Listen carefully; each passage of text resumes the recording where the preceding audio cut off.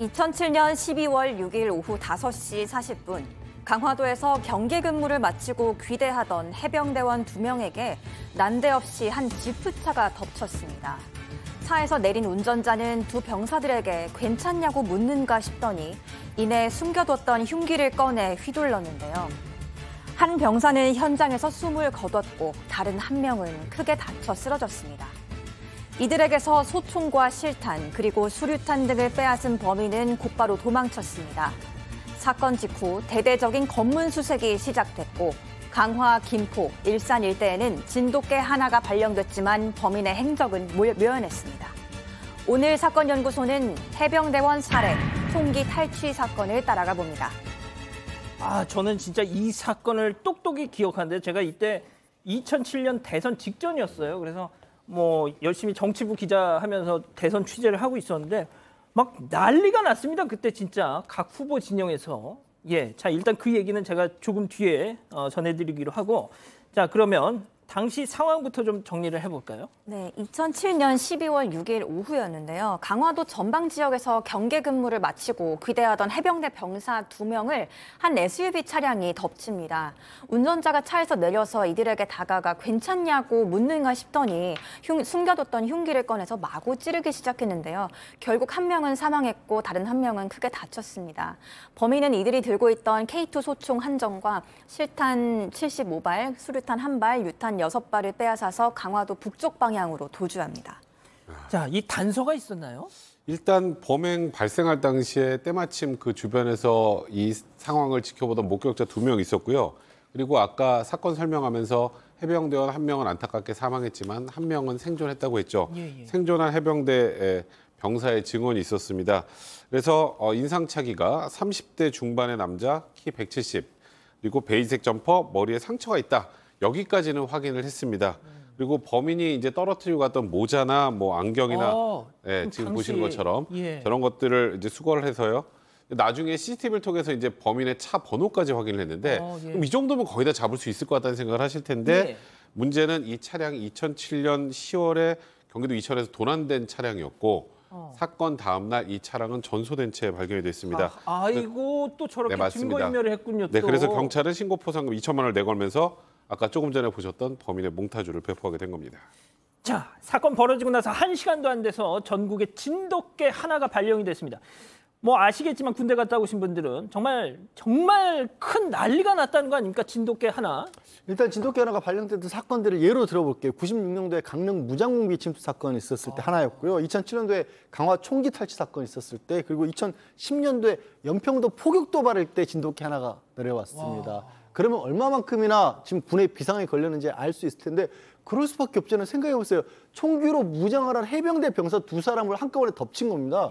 한 사람을 해치우고 한 사람은 중태에 빠뜨린 거예요. 그리고 흔적도 없이 사라져버린 겁니다. 이렇게 신속하고 대담하게 범죄를 저지를 수 있다? 이거는 적어도 그때 당시에 군이 얼핏 파악하기에는 이건 군 특수훈련을 받은 사람일 가능성이 굉장히 높다. 내지는 북한에서 내려온 간첩일 것이다. 굉장히 여러 가지 추측이 있었고요. 같은 부대, 혹시 이제 현장 지리를 잘 알아야 되기 때문에 혹시 같은 부대 출신인데 뭔가 군에 대해서 불만을 가진 사람일 수 있지 않을까? 이런 얘기들까지 많이 나왔었습니다. 자, 해병대원, 귀신 잡는 해병대원이 세상에 저렇게 당했단 말이죠. 그러니까 양 변호사님 말씀하신 것처럼 이건 난파간첩 혹은 특수부대 출신 솜씨 아니냐 이런 별의별 얘기가 다 있었는데 제가 앞서 말씀드렸다시피 이 사건이 2007년 대선 직전, 그러니까 13일 앞둔 시점에 벌어진 난리였습니다, 진짜 교수님 그때. 네, 그렇습니다. 그래서 이제 그 13일 전이라고 하는 그것도 있었고요.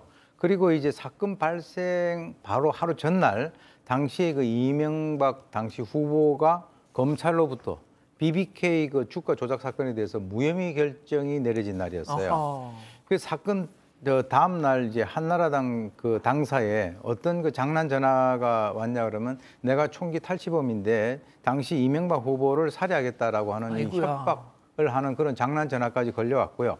그래서 당연히 이 대선 후보들의 경호팀의 인력, 장비가 이제 확충이 됐었고, 특히 이제 그런 어떤 위협을 받았던 당시 이명박 그 후보 같은 경우는 모든 야외 일정을 취소를 했고요. 실내 행사 때는 폭발물 탐지견까지 동원을 해서 수색하고, 이동을 할 때는 아예 방탄조끼를 입고 이동을 하기도 했는데, 사실은 이제 그 이러한 그 대선 후보들뿐만 아니라 일반 시민에게도 지금 이 온갖 무기를 탈취를 한 범인이 언제 어디서 시민들을 공격할지 모르기 때문에 아주 불안한 그런 그렇죠. 그 사회적인 분위기가 팽배했던 시절이었습니다. 자, 그렇게 정말 온 나라를 떠들썩하게 몰아넣었던 이 범인. 그런데 의외로 사건의 실마리가 아주 쉽게 풀렸어요. 네, 사건 발생 5일째 되던 11일 경찰은 범인이 보낸 편지를 받습니다. 약간 왼손으로 쓴 듯한 삐뚤삐뚤한 필체로 네, 저게 지금 실제 필체입니다. CG가 아니고요. 예. 본인이 이번 총기 사건의 주범이라고 밝히는 내용인데요. 범행 당시 상황을 워낙 상세하게 묘사해뒀다고 합니다. 일단 탈취한 총기를 고속도로 백양사 휴게소 지나자마자 일부러 역파에 버렸다. 맞춤법도 좀 틀리게 한 것 같아요. 탈취인데 탈취라고 했네요. 네, 좀 그런 연기를 한 것 같기도 하고요. 그렇게 총기를 어디 버렸는지까지 밝히면서 이런 범행 과정이나 이후 설명들이 굉장히 상세하게 나와 있는 걸로 미루어 볼 때 경찰은 이거는 실제 범인이 보낸 게 맞다고 판단을 했고, 또 실제로 편지에 나온 그 주소를 따라가 보니까 실제로 탈취한 무기들이 있었습니다. 그래서 모두 회수를 할 수 있었고요. 그리고 경찰은 편지 봉투에서 발견한 지문을 조회해서 범인의 신원을 확인했고, 사건 발생 6일째 되던 12월 12일에 범인을 검거하게 됩니다.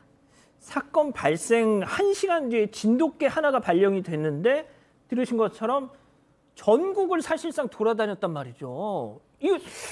이건 좀 구멍이 좀 뚫렸었나 본데요. 네, 상당히 이제 그때 당시에 좀 그 허술했다 이렇게 볼 수밖에 없는데, 사건 당일에 이제 강화도 김포에 비상이 걸렸죠. 그래서 해병대하고 경찰의 검문 검색이 강화되고, 사실 그것으로 인해 가지고 그 어떤 그 교통이 거의 마비되는 그런 상황까지 왔었는데, 이 차량이 지명 수배된 바로 직후에 서서울 IC를 지나는 용의 차량을 봤다라고 하는 신고가 들어왔는데, 바로 검문을 시작하지 못해서 몇 분 차이로 놓쳐버린 그런 결과를 갖다 초래했고요.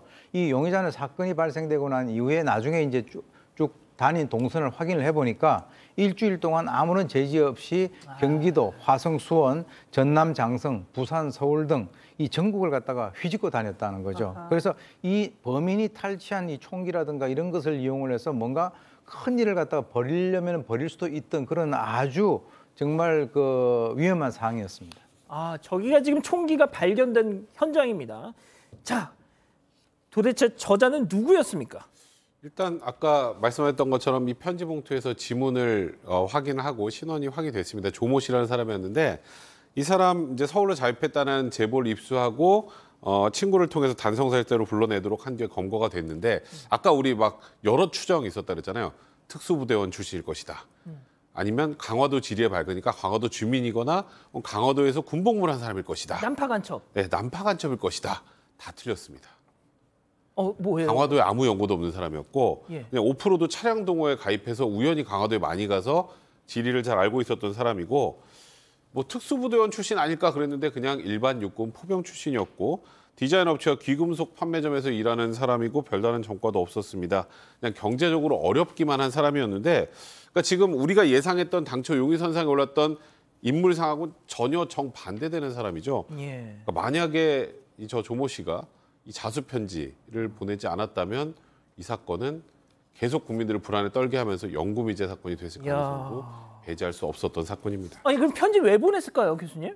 편지를 보낸 것은 그 의도가 분명히 있는 것으로 보이는데, 예를 들어서 자기를 주범이라고 얘기를 했어요. 그러니까 그 편지를 보게 되면 이게 또 다른 공범이 있구나, 이런 어떤 느낌을 갖다 줄 수 있고, 그다음에 이제 총기를 버렸다라고 얘기를 하면서 무기를 돌려주면은 경찰의 추적이 자기를 향하는 것이 좀 이렇게 느슨해지지 않을까라고 하는 그런 바람에서 그렇게 했을 수도 있는데, 범행을 하고 난 이후에 이렇게 썼습니다. 한 민간인으로부터 모자 혈액도 구입을 해서 범행 현장에 방치를 했다. 이것까지 썼는데요. 실제로 자기가 이 범죄 현장에 자기가 쓰고 있던 그 모자를 떨어뜨린 것을 민간인 모자라고 이렇게 혼선을 주기 위해서 얘기를 한 거예요. 그런데 이제 경찰은 그 모자에서 DNA를 갖다 실제로 채취를 했고요. 가장 핵심적인 거는 뭐냐면 마지막에 본인이 살인을 범했지만 최소한의 인권을 존중해 주시길 바라며 해서 자기가 자수를 하면 자기의 죄를 좀 약간 어떤 선처를 바라는 듯한 그런 뉘앙스를 풍겼는데 확실한 거는 이 범인이 이 편지 종이에 자신이 지문이 남는다라고 하는 그 사실을 몰랐던 거죠. 인권, 저 보십시오, 저거. 지금 저희가 당시에 신상 공개가 안 됐어요. 그래서 얼굴을 지금 모릅니다. 예? 자, 제일 궁금한 거 범행 동기겠죠. 놀랍습니다. 체크포인트 짚어보죠. 전 여자친구 때문에. 저 말만 보면 혹시 이 숨진 해병과 전 여자친구가 무슨 관계가 있는 건가라고 착각하실 수가 있는데 피해자는 여자친구와 아무 관계도 없습니다. 저기서 전 여자친구 때문이라는 말은 무슨 얘기냐면 전 여자친구에게 나의 이런 망가진 모습을 보여주고 싶었다라는 겁니다. 사업도 실패하고 뭐 월세도 8개월 동안 밀리고 이렇게 처참한 상황에서 네가 나를 버리고 떠났어? 그럼 좋아. 내가 너에게 정신적인 고통을 줄 거야. 어떻게? 이렇게까지 엄청난 짓을 저질렀어. 아하. 라는 이유 때문에 저런 범행을 저질렀다라는 거고요. 아까 얘기했던 뭐 대선기간 같은 경우도 그냥 우연의 일치였을 뿐입니다. 그리고 처음부터 저 해병대를 해칠 마음을 가졌던 것도 아니고 그냥 비 오는데 차를 가지고 배회를 하다가 병사들이 눈에 띄니까 정말 글자가 들어 우발적 욱하는 마음으로 저렇게 끔찍한 짓을 저질렀다는 겁니다. 제가 교수님께는 마지막으로 좀 정리할 때 여쭤볼게요. 자, 백 변호사님. 네. 법원의 판결부터 좀 짚어주시죠. 일단 이 사람 민간인입니다. 그죠? 민간인인데 군사법원에서 재판이 열렸습니다. 일단 군사보호구역 내에서 군인을 습격해서 뭐 아까 여러 가지 무기들을 탈취해갔기 때문에 군사재판이 열린 건데요. 1심에서는 사형이 선고됐습니다. 예, 당연하죠. 그런데 항소심에서는 이게 좀 이해가 안 되는데요. 총기를 탈취하려는 고의는 인정이 되는데 이 초병을 살해하려는 고의가 인정되기 어렵다는 취지로 그 부분이 감형이 돼서 징역 15년이 선고가 됐고요. 대법원에서 형이 확정됐습니다. 이 사람 15년 형기를 마치고 올해 12월에는 출소할 것으로 보입니다. 자, 양 변호사님. 정말 앞길이 구말리 같은 20대 초반의 해병대원을 살해했습니다. 그런데 다음 달에 출소합니다. 올 연말에 출소합니다. 우리 곁으로 돌아옵니다. 이게 일단 저는 이해할 수가 없어요. 지금 백 변호사가 저희가 이제 기록을 보지는 못했지만 살해 고의가 인정이 안 됐다는 얘기는 살인죄 적용을 못했다라는 얘기예요. 그러니까 상해치사 정도만 적용이 됐다라는 겁니다. 그래서 결론이 이렇게 나온 거예요. 그러니까 제가 거기에 대해서 가타부타 말씀드릴 수는 없는데 결론이 이렇게 나왔다는 게 이 사람에게 무슨 면죄 줄이다 이런 얘기보다는 책임 소재를 진짜 글자 그대로 사람을 해칠 마음이 없었다고 법원이 본 겁니다. 그 근거에 대해서 제가 뭐라고 말씀 못 드리겠어요. 증거가 없었다라고 하니까. 자, 교수님, 일단 좀 마무리 좀 이자는 도대체 뭐 이자 이게 그거잖아요. 야, 너 날 버린 내가 이렇게 망가지는 모습 보고 고통 좀 받아봐. 그러면 사람을 죽인 겁니다. 그 청년을. 그래서 지금 이제 이와 유사한 사건을 우리가 보게 되면 그 레이건 미국 전 대통령 암살 사건에 있어서의 그 암살범 힝클리 사건이라고 있는데 그 사람은 이제 조디 포스트라고 하는 미국의 유명한 여자 배우의 관심을 끌고 그 사람의 어떤 뭔가를 이렇게 좀 끌어내기 위해서 레이건 대통령을 암살을 시도합니다. 네, 그런 거하고 상당히 좀 어떻게 보면은 좀 결이 비슷하지 않는가. 전혀 어떻게 보면은 이번에 그 당시에 그 죽음을 맞이한 그 해병대원이라든가 또 부상한 이 두 사람 같은 경우는 자기하고의 전혀 어떤 인과관계라든가 이런 것이 없는데 어떻게 보면 자기가 잘못 생각해서 그런 식으로 한 것인데 거기에다가 지금 또 얘기 나오는 것은 뭐 살인의 고의성이 없었다라고 해가지고 이번에 나온다라고 하니까 정말 이거는 황당하기 그지 없는 그런 사건이라고 봅니다.